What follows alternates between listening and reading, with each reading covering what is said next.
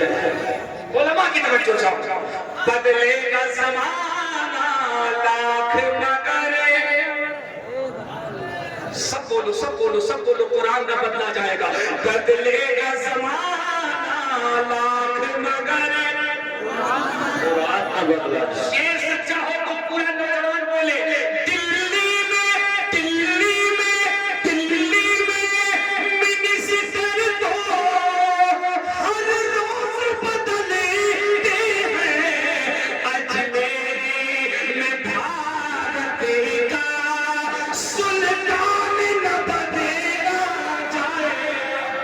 سبحان اللہ سبحان اللہ. زندہ باد زندہ باد.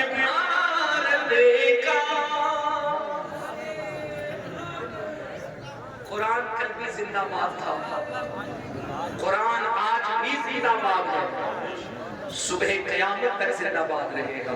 بے شک. قرآن کی تاریخ یہ ہے جنہوں نے قرآن کو مٹانے کا ارادہ کیا, مٹانے کی ہی نیت سے قرآن کو پڑھا. یہ قرآن کی خوبصورتی ہے, قرآن بعد میں بند ہوتا ہے, زبان پہ مصطفیٰ کا کلمہ پہلے جاری ہو جائے. میں آپ سے گزارش کرتا ہوں, دنیا قرآن پڑھ کر کے اپنا نصیبہ جگا رہی ہے. رونے کا مقام یہ ہے کہ ہم نے قرآن کو ٹاپوں میں سجا کے رکھ دیا ہے. سنبھل کے غیور نوجوانوں, جمال الاولیاء کانفرنس میں آنے والوں, 1 گھنٹے سے زائد بیان کا لب و لباب یہ سمجھو, وقت یہ آ گیا ہے. تم بجائے دنیا میں کیا ہو رہا ہے اس میں توجہ دینے سے, دلی میں کس کی سرکار بنی نہ بنی اس میں توجہ دینے سے, لکھنؤ بمبئی میں کس کی سرکار بنی اس میں توجہ دینے کے بجائے تمہیں اس پہ توجہ یہ دینا ہے تم نے اپنی نئی نسلوں کے ایجوکیشن میں کتنا آگے کیا ہے, تم نے اپنے بچوں کو دنیاوی تعلیم کتنی دی ہے. صاحب لوگ کہتے ہیں کہ مولانا لوگ کہتے ہیں کہ عالم کیوں نہیں بناتے. میں کہتا ہوں میں سب سے نہیں کہتا اپنے بچوں کو عالم بناؤ, لیکن تمہیں یہ بتاؤ جنہوں نے اپنے بچوں کو عالم نہیں بنایا کہ تنہوں نے اپنے بچوں کو ڈاکٹر بنایا ہے, کہ تنہوں نے اپنے بچوں کو انجینئر بنایا ہے.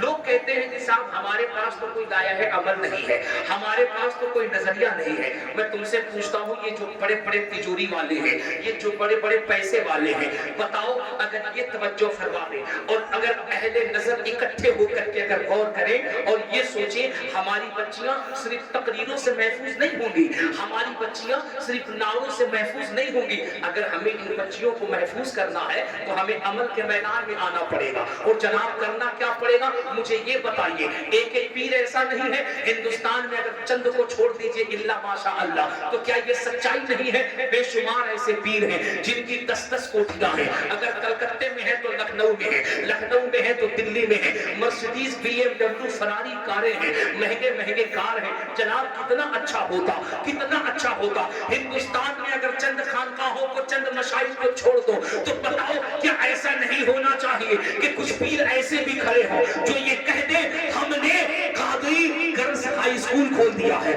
ہم نے رضوی میڈیکل کالج کھول دیا ہے, ہم نے چشتی انٹر کالج کھول دیا ہے. سنو مسئلہ اب صرف تقریروں سے حل نہیں ہونا ہے, میدان میں آنا پڑے گا, جھولی پھیلانی پڑے گی. اگر ہم آج بھی اپنے قوم کو اکٹھا کریں تو وہ دن دور نہیں ہے. ہمارے پاس بچیوں کا کالج ہونا چاہیے, ہمارے پاس رضوی انجینئرنگ کالج ہونا چاہیے, ہمارے پاس چشتی میڈیکل کالج ہونا چاہیے. اور اگر ہمارے پاس کالجز ہوں گے تو ہماری بچیاں فاحشہ نہیں بنیں گی, ہماری بچیاں غیروں کے پاس نہیں جائیں گی, بلکہ ہماری بچیاں ڈاکٹر بھی بنے گی, سیدہ فاطمہ کی کنیز بھی بنتی ہوئی نظر آئے گی.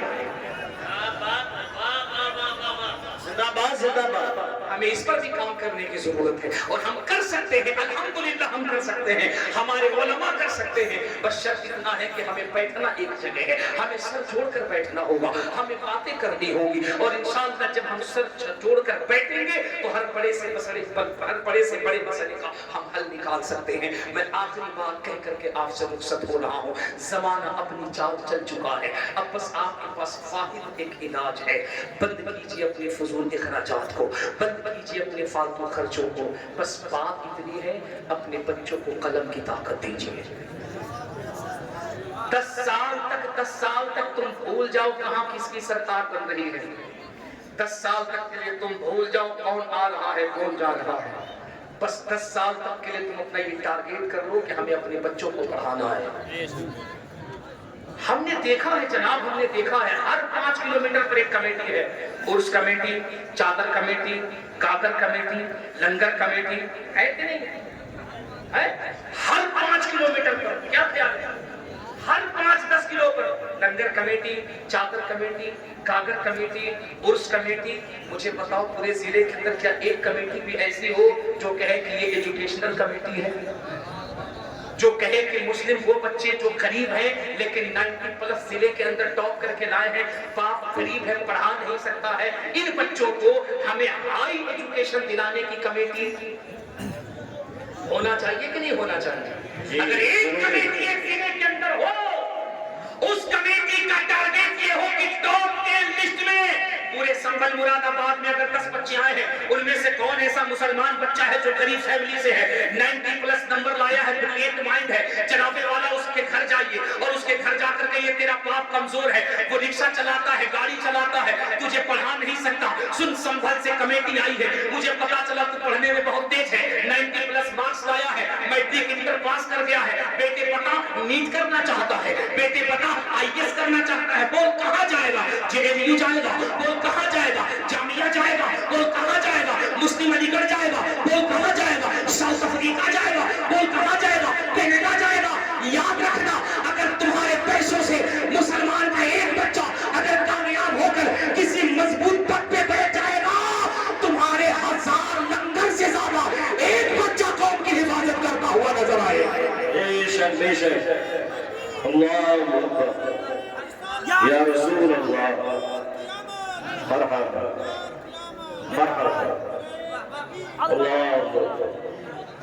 میں تمہیں بتا رہا ہوں کہ یہ صرف میں لفظوں کی روا روی میں نے تمہیں اچھالنے کے لیے بھی میرے خطابت کے جملے نہیں، سچائی ہے، میں تمہیں بتا رہا ہوں۔ اسد بھائی، جب بہار کے چیف سیکریٹری عامر سبحانی صاحب ہوئے، ہم لوگ پٹنہ گئے، سنو علم کیا ہے، علم کیا ہے، تم کہتے ہو ہماری کوئی ضرورت نہیں، ہم اپاہج ہیں، ہم لولے ہیں، ہماری کوئی قدر نہیں، کون قدر کرے گا تمہاری؟ ہماری تو حالت یہ ہے کہ 1000 کی بستی ہے تو مشکل سے 50 بچے گریجویشن والے ملتے ہیں، علم ہمارے پاس نہیں ہوگا، تم سوچو دنیا ہمارے قدموں میں۔ بہار کے چیف سیکریٹری عامر سبحانی جناب گنج رکھتا نوازی یہ ریٹائر کر گئے، لیکن بہار گورنمنٹ نے اس کو سفارش بھیجی اور کہا آپ ریٹائر ہو گئے لیکن آپ کو بہار کا چیف سیکریٹری بننا پڑے گا۔ عامر سبحانی نے کہا ہم اسی شرط پہ بہار کے چیف سیکریٹری بنیں گے کہ آپ نے جو وعدہ کیا تھا الیکشن میں شراب بند کرنے کے لیے، شراب بند کرنا پڑے گا۔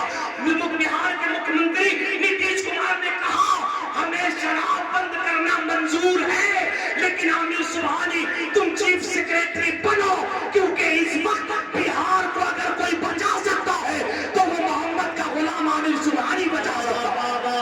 زندہ باد زندہ باد، کیا بات ہے، بہت۔ کیوں اپنی بربادی کا رونا روتے ہو؟ پڑھو تو صحیح،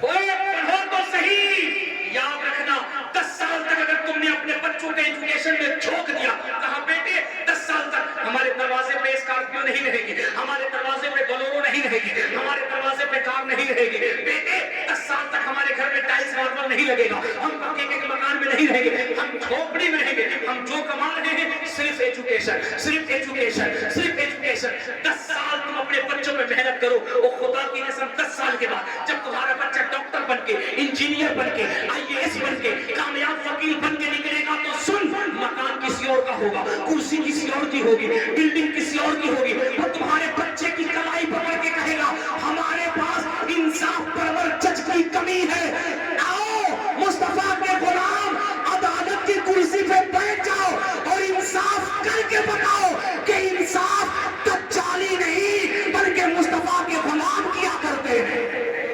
کہنے ہیں واہ واہ واہ واہ، زندہ باد زندہ باد۔